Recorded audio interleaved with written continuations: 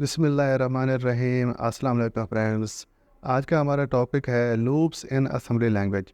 देखिए, जब हम लूप्स की बात करते हैं तो लूप का लफ्ज़ी मतलब क्या होता है कि ऐसी मतलब कि चीज़ जो बार बार रिपीट करनी हो हमें। जैसे एक मौत के कुएं में क्या होता है, एक मोटरसाइकिल चक्कर लगा रहा होता है तो वो एक लूप में होता है, मतलब कि वो बार बार एग्जीक्यूशन हो रही होती है। तो जब हम असेंबली लैंग्वेज की बात करते हैं तो असेंबली लैंग्वेज में भी लूप्स यूज़ होते हैं। चलिए, इससे पहले आपने जो लूप्स पढ़े हैं उनमें से आपने कौन से लूप पढ़े होंगे? फार लूप पढ़ा होगा, और इसमें वाइल लूप पढ़ा होगा आपने। फार, वाइल और उसके बाद डू वाइल होता है। ठीक है। तो बेसिकली होता क्या है कि फार लूप में बेसिकली क्या चीज़ें होती हैं कि उसका एक पार्ट होता है इनिशियलाइजेशन का, दूसरा पार्ट होता है उसका कंडीशन का, और तीसरा पार्ट होता है इंक्रीमेंट या फिर डिक्रीमेंट का। तो इसी तरीके से जो उसका फर्स्ट पार्ट होता है जी, वो क्या होता है? फॉर एग्जांपल इनिशियलाइजेशन है, सेकंड पार्ट है उसका कंडीशन, और उसका थर्ड पार्ट जो होता है वो होता है हमारे पास इंक्रीमेंट या फिर डिक्रीमेंट। और इसकी एग्जीक्यूशन कैसे होती है? इसकी इनिशियलाइजेशन जस्ट वन टाइम होती है, ये आप लोगों को पता होगा कि इनिशियलाइजेशन वन टाइम होती है, और उसकी जो है ना कंडीशन चेक की जाती है। जो ही कंडीशन ट्रू हो तो body of the loop execute होती है। जो भी कंडीशन ट्रू हो body of the loop execute होती है, और उसके बाद इंक्रीमेंट या फिर डिक्रीमेंट परफॉर्म होता है। तो इसका ये एक तरीकाकार होता है। और दूसरी बात ये कि हम फॉर लूप कहाँ पर यूज़ करते हैं? जहाँ पर हमें ऑलरेडी जो है आइट्रेशंस नोन हो, मतलब कि कितनी दफ़ा हमने लूप को रिपीट करना है। जबकि वाइल में क्या होती है कि हमें आइट्रेशंस हमें पता नहीं होती कि हमने कितनी दफ़ा लूप को चलाना है, या वो फिर कंडीशन के ऊपर डिपेंड करता है कि जी आपने किस तरीके से करना है। जबकि डू वाइल में क्या सिनेरियो होता है कि जहाँ पर हमें at least one time loop को चलाना हो, वहाँ पर हम डू वाइल यूज़ करते हैं। तो असेंबली लैंग्वेज में जब हम लूप यूज़ करते हैं तो यहाँ पर एक रजिस्टर यूज़ होता है जिसे हम कहते हैं काउंटर रजिस्टर। जी, ये काउंटर रजिस्टर आपने जब मैंने रजिस्टर वाला टॉपिक पढ़ाया था तो वहाँ पर मैंने आपको बताया था कि काउंटर रजिस्टर किस लिए यूज़ होता है जी। ये लूप्स में यूज़ होता है, यूज्ड इन लूप्स। तो बेसिकली इसमें होता क्या है कि अगर मैं सी एक्स, मैं इस तरह से लिखता हूँ कि मूव सी एक्स, और आगे मैं कर देता हूँ 5। तो इसमें होगा क्या कि सी एक्स में जो है हमने वो 5 मूव करवा दिया है, और ये मतलब कि 5 दफ़ा अगर इसको मैं लूप में यूज़ करूँगा तो वो ये 5 दफ़ा चलेगा। और ये चलेगा कैसे? मतलब कि इसमें डिक्रीमेंट होता जाएगा, ये रिवर्स ऑर्डर में काम करता है। मतलब कि पहले 5, फिर 4, फिर 3, फिर 2, फिर 1, जब तक सी एक्स में ज़ीरो ना आ जाए, ठीक है ना, तो ये बार बार इसमें डिक्रीमेंट होता रहेगा और हमारा लूप चलता रहेगा। तो बेसिकली लूप को लिखने का जो सिंटैक्स है वो हमारे पास ये है कि हम एक लेबल बनाते हैं, लेबल L1, और इसके आगे इस तरह से कॉलन लगाते हैं, और यहाँ पर हम जो है ना अपनी कुछ स्टेटमेंट्स लिखते हैं। ठीक है, यहाँ पर हमने स्टेटमेंट्स लिख दी इस तरीके से। और उसके बाद क्या होता है जी, हम एक कीवर्ड लिखते हैं लूप और L1। उस जो लूप है हमारा, हम उसको जो है वो कॉल कर लेते हैं। बस इतनी सी बात है कि हमने जस्ट इसका जो लिखने का सिंटैक्स है कि हमने लेवल बनाना है L1 और आगे कॉलन, और हमने लूप को यहाँ पर इनिशियलाइज़ कर दिया। और यहाँ पर क्या कर रहा हूँ, मैं लूप कीवर्ड लिखूँगा। तो जो ही मैं लूप कीवर्ड लिखूँगा तो यहाँ पर होगा क्या कि जो सी एक्स की वैल्यू है वो चेक की जाएगी। C X value is checked. अगर तो वो ज़ीरो नहीं है, if C X not equal to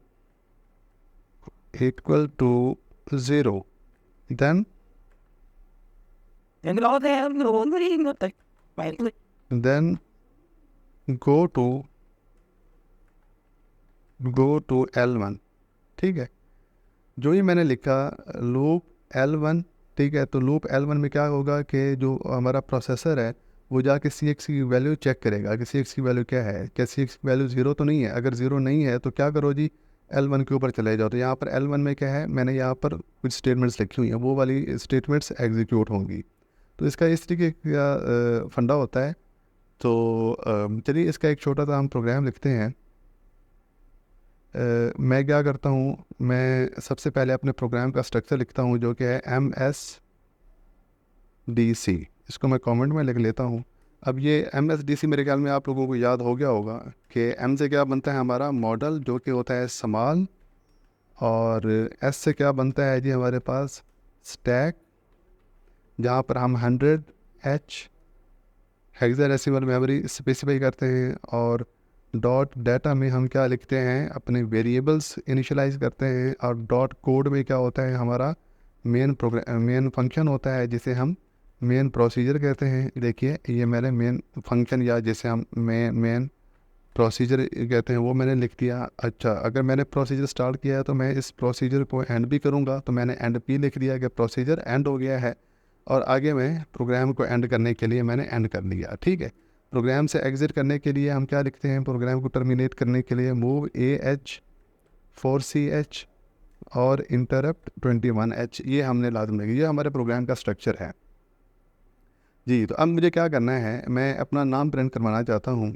तो उसके लिए मैं क्या करूँगा, मैं एक वेरिएबल लेता हूँ मैसेज, और उसकी डाटा टाइप मैं DB रखता हूँ, और यहाँ पर मैं अपना नाम लिख लेता हूँ ये, और यहाँ पर मैं डॉलर साइन भी मैं लगा दूंगा, क्योंकि अगर मैं स्ट्रिंग ले रहा हूँ तो मुझे डॉलर साइन लाजिम लगाना पड़ेगा। अच्छा, अगर मैंने डॉट डाटा सेगमेंट के अंदर जो है वो अगर वेरिएबल्स लिए हैं और उनको मैं डॉट कोड सेगमेंट में यूज़ करना चाह रहा हूँ, तो मुझे यहाँ पर दो मैजिकल लाइंस लिखनी पड़ती हैं। वो दो मैजिकल लाइंस क्या हैं कि मूव AX @डाटा, और क्या आएगा जी मूव DS डाटा सेगमेंट और AX। ये दो मैजिकल लाइंस आपने लाजम लिखनी है, अदरवाइज़ आप यहाँ पर जो डाटा सेगमेंट के अंदर आपने वेरिएबल्स दिए हैं आप उनको इसमें एक्सेस नहीं कर पाएंगे, और यहाँ पर आपका एरर जनरेट होगा। ठीक है, तो अब हमने क्या करना है, हमने अपना नाम 10 टाइम्स या 5 टाइम्स हमने प्रिंट करवाना है। तो उसके लिए क्या है कि मैं लिखता हूँ मूव CX, और उसके अंदर मैं 5 स्टोर करवा देता हूँ। तो काउंटर रजिस्टर के अंदर क्या चला गया 5, इट मीन्स कि ये लूप हमारा 5 टाइम्स चलेगा। तो लूप बनाने के लिए मैं क्या लिखता हूँ, तो देखिए मैं यहाँ पर लिखता हूँ L1, उसको मैंने इनिशियलाइज़ किया, और मैं आगे लिखता हूँ लूप और L1। ठीक है, यहाँ पर मैंने उसको कॉल कर दिया। तो लूप को इनिशियलाइज़ करते हैं, तो मैं यहाँ पर मैंने क्या करना है, अपना नाम प्रिंट करवाना है। तो नाम प्रिंट करवाने के लिए क्या है, स्ट्रिंग है, तो मैं ऑफसेट के ज़रिए क्या करूँगा, अपना एड्रेस लूँगा मूव DX, और यहाँ पर मैं लिखता हूँ ऑफसेट, और ये आ जाएगा जी मेरे पास मैसेज।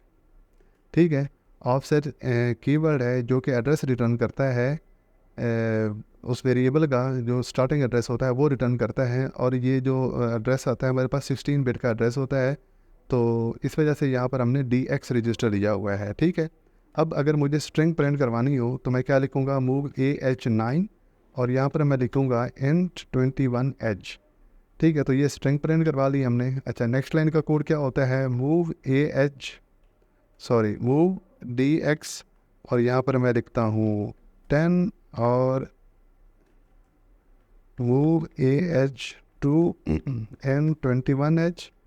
अच्छा, कैरेज रिटर्न का भी कोड लिख लेते हैं, मूव DX 13, ये कैरेज रिटर्न का होता है, जिस तरह C++ के अंदर होता है ना यार, जिस तरह \n नेक्स्ट लाइन के लिए होता है, और \r वो कैरेज रिटर्न के लिए होता है कि हमारा cursor from the start of the line वो आ जाता है।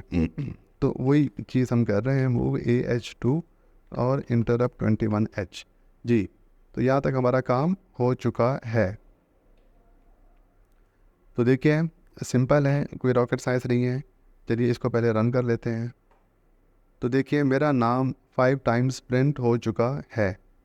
ठीक है, तो बेसिकली काम क्या है कि मैं CX रजिस्टर के अंदर 5 स्टोर करवा रहा हूँ, और उसके बाद क्या कर रहा हूँ कि मैं अपना नाम प्रिंट करवा रहा हूँ। तो नाम प्रिंट करने के लिए ये कोड तो आपको अच्छे तरीके से पता होगा कि जी ऑफसेट के ज़रिए हम अपना नाम प्रिंट करवाते हैं। ये नेक्स्ट लाइन का कोड है, और ये क्या है, कैरी रिटर्न का कोड है। बेसिकली ये है, सारा काम इस पे हो रहा है, लूप L1 के ऊपर हो रहा है। ठीक है, तो ये मैंने लूप को इनिशियलाइज़ किया। ठीक है, उसके बाद क्या होगा, ये सारी चीज़ें प्रिंट होगी। इधर आके लूप जो ही ये उसे लूप कीवर्ड मिलेगा, तो यहाँ पर आके प्रोसेसर क्या चेक करता है कि CX की वैल्यू चेक करता है, चेक वैल्यू ऑफ CX। जब एक दफ़ा आइट्रेशन हमारी हो जाती है, एक दफ़ा जो है ना हमारी आइट्रेशन हो जाती है, तो लूप ऑटोमेटिकली जो प्रोसेसर होता है वो ऑटोमेटिकली सी एक्स की वैल्यू डिक्रीमेंट कर देता है, ठीक है। और उसके बाद यहाँ पर आके जो मैं लूप L1 लिखा तो यहाँ पर आके सी एक्स की वैल्यू चेक होगी। अगर ये ज़ीरो नहीं होगी तो क्या करो, L1 के ऊपर चले जाओ, फिर L1 के ऊपर, फिर क्या है जी, ये सारी चीज़ें प्रिंट करो, फिर सी एक्स की वैल्यू चेक करो, फिर नहीं है तो फिर इसको जाके चेक करो। इसी तरीके से करते रहो जब तक एक्स सी एक्स खाली ना हो जाए, सी एक्स की वैल्यू ज़ीरो ना हो जाए। तो यहाँ पर ज़ीरो जो है ना जो ही होगा उसके बाद हमारा प्रोग्राम इधर आएगा और वो टर्मिनेट हो जाएगा। अच्छा, एक और बात आप लोगों को बतानी थी कि असेंबली लैंग्वेज के अंदर जिस तरह मैंने अभी आपको बताया कि सी प्लस प्लस के अंदर फार लूप होता है, वाइल होता है और डू वाइल होता है। इसी तरीके से जो असेंबली लैंग्वेज है इसमें भी इसी 3 तरह के लूप्स होते हैं। बेसिकली मैं जो बुक फॉलो कर रहा हूँ वो ये वाली बुक है, assembly language programming and organization of the IBM PC। ये ईथा यू और चार्ल्स मारूथ की ये बुक है। और इसमें जो टॉपिक है मेरा वो मैं ये देख रहा हूँ अभी। तो ये देखें, ये फार लूप, ठीक है ना, ये फार लूप उसने बताया हुआ है और उसके बाद ये वाइल लूप बताया हुआ है। उसके बाद यहाँ पर ये रिपीट, ठीक है ना, कि मतलब कि ये डू वाइल को उसने दूसरा नाम दिया हुआ है। इसके बाद यहाँ पर केस स्ट्रक्चर भी इसका आता है। तो कहने का मकसद ये है कि फार लूप को आपको पता होना चाहिए कि फार लूप हम वहाँ पर यूज़ करते हैं जहाँ पर हमें आइट्रेशंस पहले से पता हों, ठीक है। और बेसिकली यार देखो, सिंपल कोई रॉकेट साइंस है नहीं, हमने अपने ही तरीके से ना इसकी लॉजिक बनानी है। तो यहाँ पर मैंने एट्रेशन अगर मुझे पहले से पता थी तो इस वजह से मैंने एट्रेशंस इसके ऊपर लिख दी हैं, ठीक है। अब जो वाइल होगा उसमें जो है ना हमें एट्रेशंस हमें जो है ना वो पहले से पता नहीं होती या वो कंडीशन के ऊपर डिपेंड करती हैं। और जो हमारे पास डू वाइल होता है उसमें हमें एट लीस्ट वन टाइम हमें जो है ना लूप को एक दफ़ा चलाना होता है, उसके बाद कंडीशन चेक की जाती है। तो हमें डिफरेंट टाइप की लॉजिक बनानी होगी जब हमें दूसरा मैं लूप यूज़ करूँगा। ये बेसिकली मेरे पास है फार लूप। चलिए इसको मैं इसका लेबल का नाम मैं चेंज कर देता हूँ, फार अंडरस्कोर लूप, ठीक है। तो ये आपको ज़रा समझने में आसानी हुई। ये कोड भी मैं आप लोगों से शेयर कर लूँगा। तो ये मैंने बेसिकली लूप है, ये फार लूप है, वही हमने इसकी टेक्निक लगाई हुई है कि यहाँ पर नंबर ऑफ़ आइट्रेशन मुझे पहले से पता थी, तो इस वजह से मैंने अच्छा, ये जो फार लूप है ना ये बेसिकली लेबल है, ठीक है ना, जिससे मुझे ये आइडिया हो जाएगा कि यहाँ पर जो मैंने लॉजिक लगाई हुई है वो फार लूप वाली है जिसमें नंबर ऑफ़ आइट्रेशन मुझे पहले से पता है, ठीक है। तो इस वीडियो में इतना ही। Thanks for watching.